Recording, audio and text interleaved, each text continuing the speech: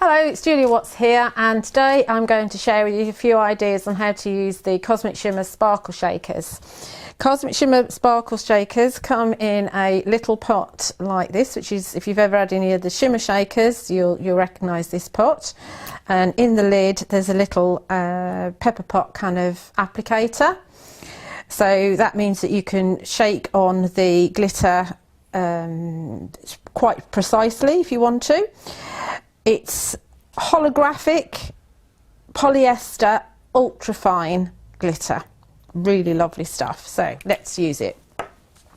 Very simply, what I'm going to start with is just a die cut. This is one of Lisa Horton's Essential Sentiments die cuts, and I've got a piece of double-sided adhesive sheet on a piece of coconut white card, and then I've die cut it. So we've got this very sticky word here, if I can get it off my fingers, and pop it onto a piece of copy paper, and then we're going to sprinkle a couple of different sparkle shakers on. Let's go with this one because that's one of my favourites, Copper Glow. We'll sprinkle a little bit of that on to begin with. Let's go for a couple because it's more interesting, and then we're going to go for the lime green, which is another favourite. It's a bit like distress inks. The colours all seem to work very well together, regardless of what combos you put in. Give it a little rub so that you burnish it in. The more you burnish, the less it's going to come off. If you have got any of our polished silk glitters, it's the same grade as that, so you'll know that it is ultra fine. And give it a really good flick. And there we've got Love all nicely finished. Okay, so that's a very, very simple way of using it. Now we've got this excess left in my copy paper here. Now you don't need to waste it. I tend to put mine in a separate pot. I have a couple of little pots going. I've got a blue pot going because I like blue, it's my favourite, and then I've also got this mixed pot going, and that, which we'll show you in a little while, can be used to make something really lovely. And this is just a woodware fine tip glue applicator, and you can just poof it out of the end there when you come to use it. Right, next, what should we do? Let's stamp with it. Well, we're not going to stamp with the glitter, we're going to stamp with flake and glitter glue first. So I've got Francoise Reed's, this one's, I think it's called Vintage Eye. It is from her vintage series. And we're going to put some flake and glitter glue on. Now I like to use a piece of wax paper so I don't have to clean my craft sheet. It's a lot easier. And I'm also using a woodware blend it tool, and I keep a specific sponge just for using my flake and glitter glue. Then this lives in a plastic bag and until the next time I want to use it. So you don't need to throw it away, you don't need to wash it out or anything like that. You can just keep on using it. Just make sure that you let it set down and go tacky before you put it away. Don't put it away wet. We're going to put a little bit of the flake and glitter glue onto my wax paper and pick it up onto my blend it tool. So create a bit of a palette. Don't want too much on because then you'll have too much on your stamp. You do need to work quite quickly, I'll warn you, because you don't want the glue to dry on your stamp. So lots of tapping, just as if this was like ink on here. And you can see it going on, and sometimes it will go on blue, and then when it's clear it's dry. We don't want it to be clear on the stamp, we want it to be nice and wet. Keep on going.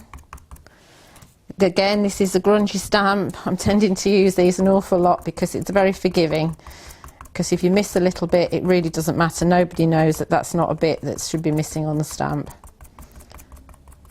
Now, this is where we've got to be really quick. I don't want to frighten you, but I'm just telling you. I'm going to go on to white card first, and it's not a 3-second rule, it's a count to 3 rule. 1, 2, 3, and off. That's all you need. You can barely see it, but it is there. And put that to one side, and you can keep on applying the ink. I'm going to do one on black card as well.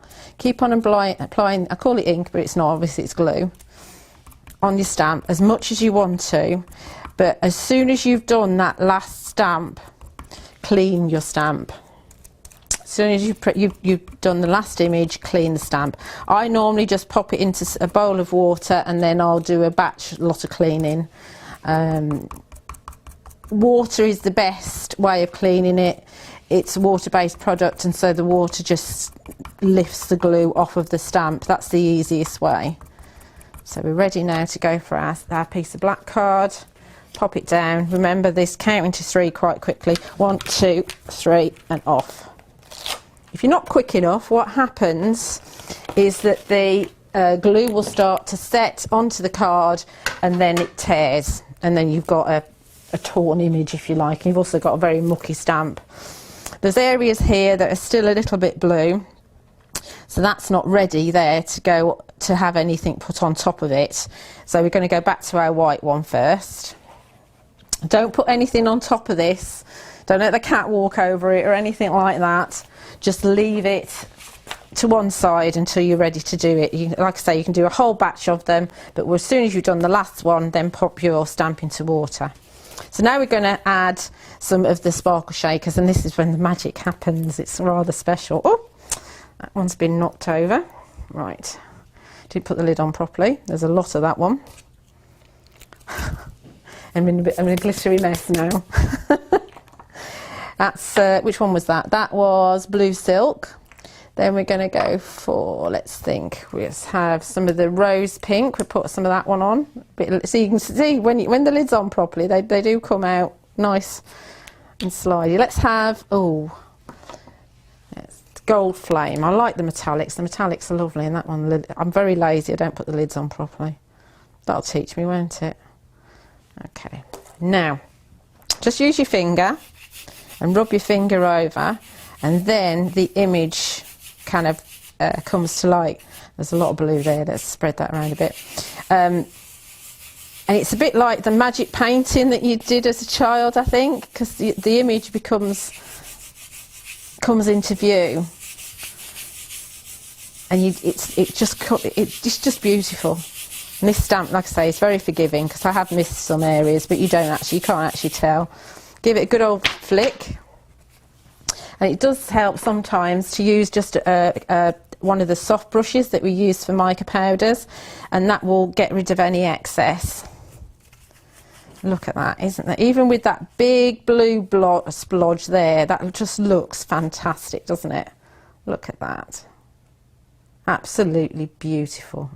The more you burnish it, the less it's going to come off.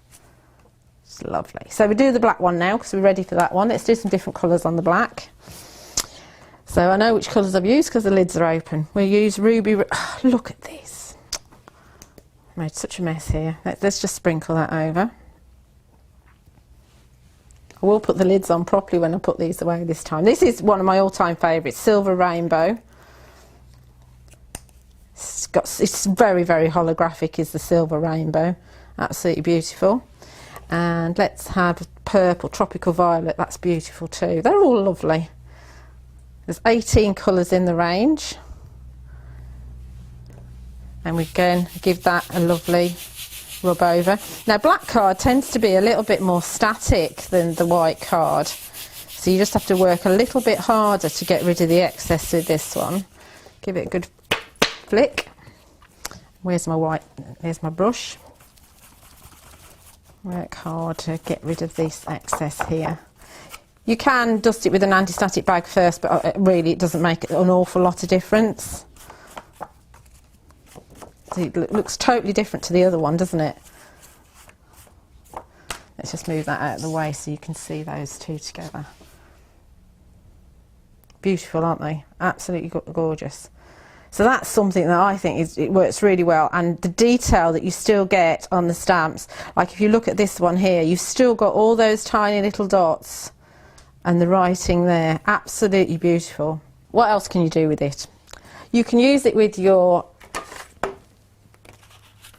texture paste and a stencil. So I've got these. This stencil's called Warp Circles, and we just set this one down with a bit of low-tat tape. I'm going to use some of Phil Martin's Chic Aubergine Pearl Texture Paste, because I found this one works rather well.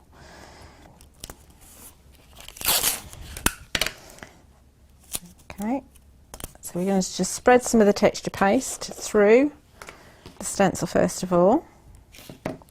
Slap it on just like spreading butter, nice and thin.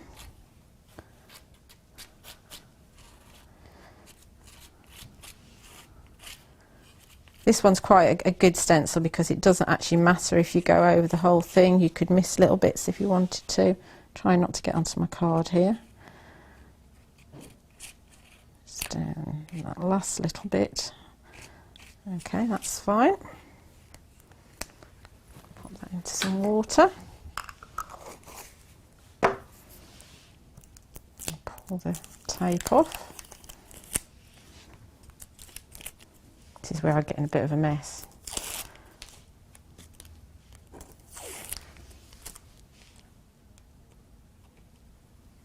Okay, so now we can decorate this with the glitter.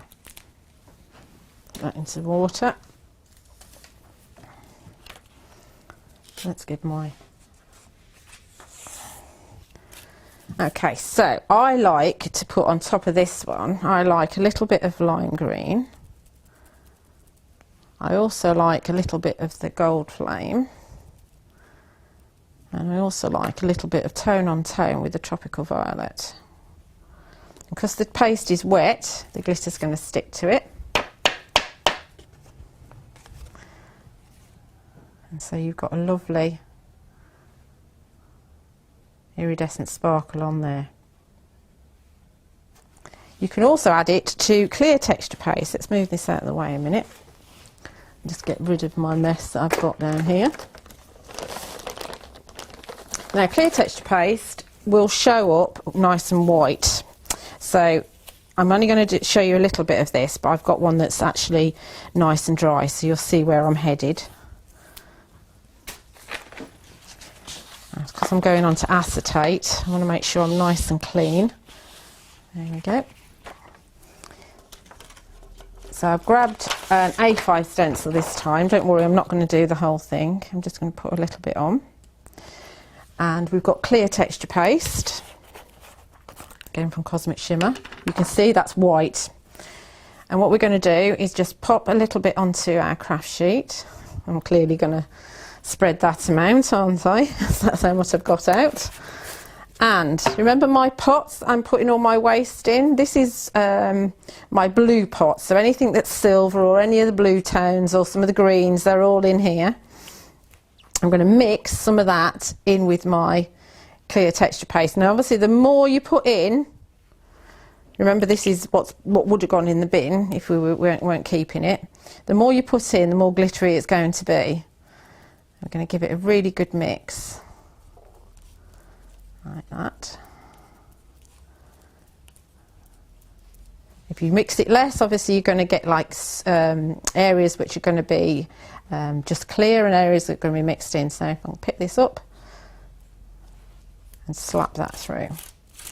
You can hear the glitter going through onto the acetate.